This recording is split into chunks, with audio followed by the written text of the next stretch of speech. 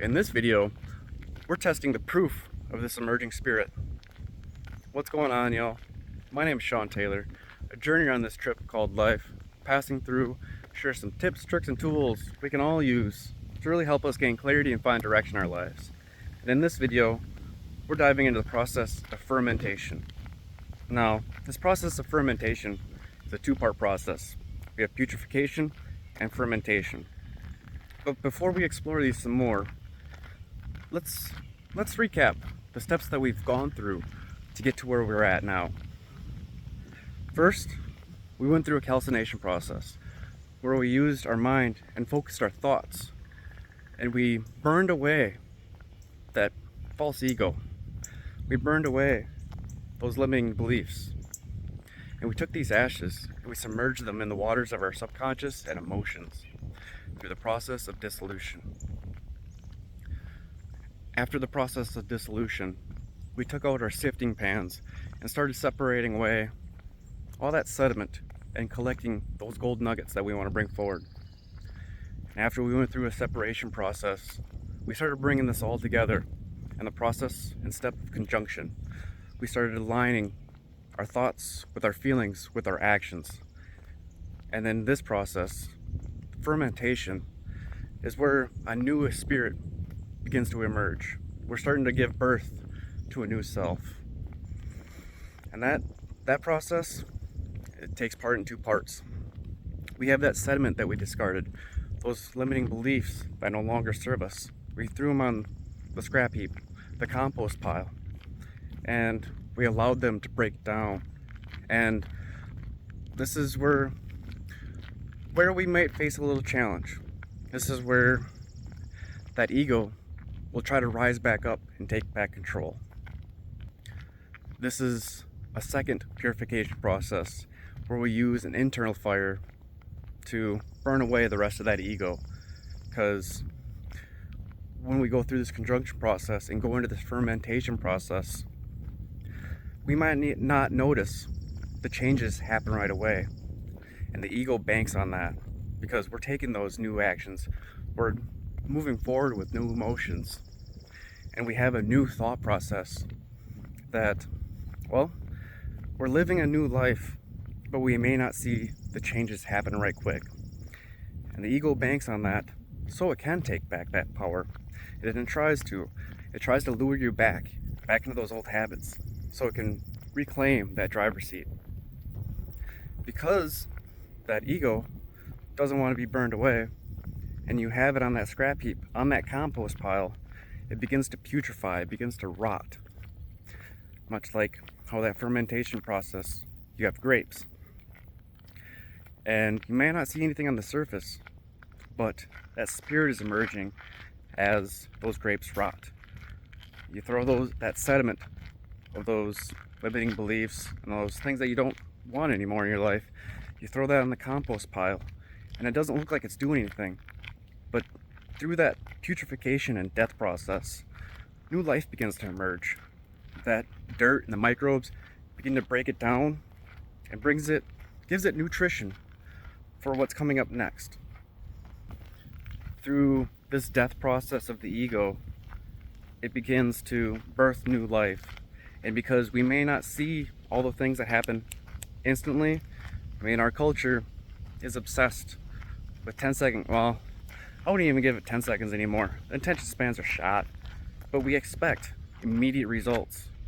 But if you look at grapes that are fermenting or that compost pile that's breaking down, it doesn't look like any action's happening.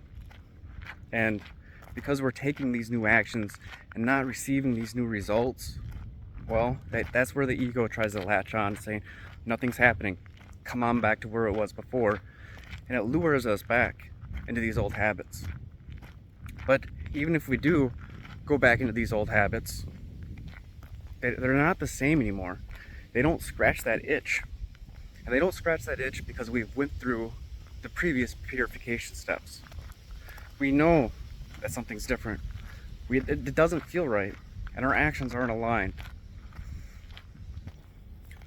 We may want to revert back, but our mind and our bodies can't go back to the unknowing. We can't undo the work we've already done. So these old habits, they just don't cut it anymore. Through this fermentation process, this is really where our discipline and determination and our will is tested. This is where our new practices, our new habits are tested. This is where they're challenged. And this is where you begin to find that proof of how strong that spirit is. And as the old ego, all the stuff that we've discarded, starts to putrefy, our spirit begins to ferment and emerge through this process. And much like a compost pile or in the grapes, there's a heat generated within, and that heat helps the putrefaction process of that ego as it dissolves.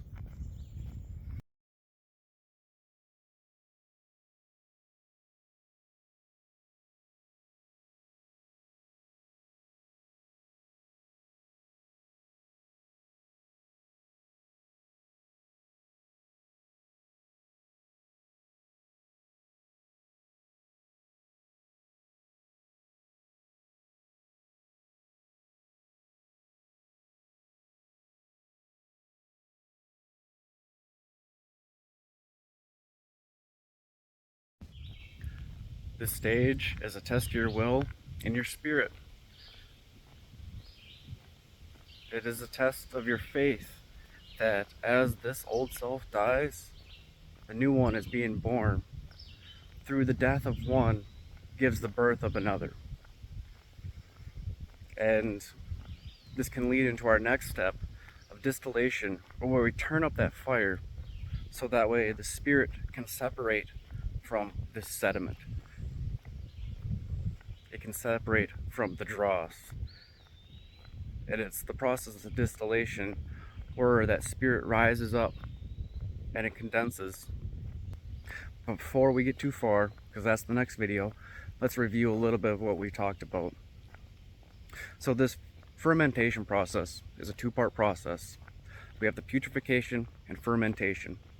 The putrefaction of the old soul, those old limiting beliefs, and as those rot and decay, because this old self needs to be sacrificed so the new one can move in. You need to get rid of that old self so the new one can be birthed. And as that one decays, it gives life to a new one. That this process, it takes time. We may not see results right away, but if we hold fast, hold steady, and keep moving forward, well, that spirit will continue to emerge. We may be facing these challenges, but the harder the challenge, the greater the proof of that spirit. And all that sediment, all the scrap that we threw in the compost pile is providing that nutrition for these new seeds that have been planted, for that new life to grow. As that old self breaks down and putrefies, it creates space for a new life to emerge. And if we forge through the illusion that nothing's happening, that we'll be rewarded with the fruit of our labor. We must sacrifice the old self, much like we sacrifice the grapes to create the wine. Join us in our next video, where we cover the process of distillation, where we start removing that spirit from the rest of this dross, the sediment, all the things that don't serve us. Give this video a like if you got outside today and got some fresh air. Again, bonus points if you got your ass in the grass and grounded a bit. If you haven't joined on this journey, subscribe down below and join along. See where we go. As always, peace and much love, y'all. Take care.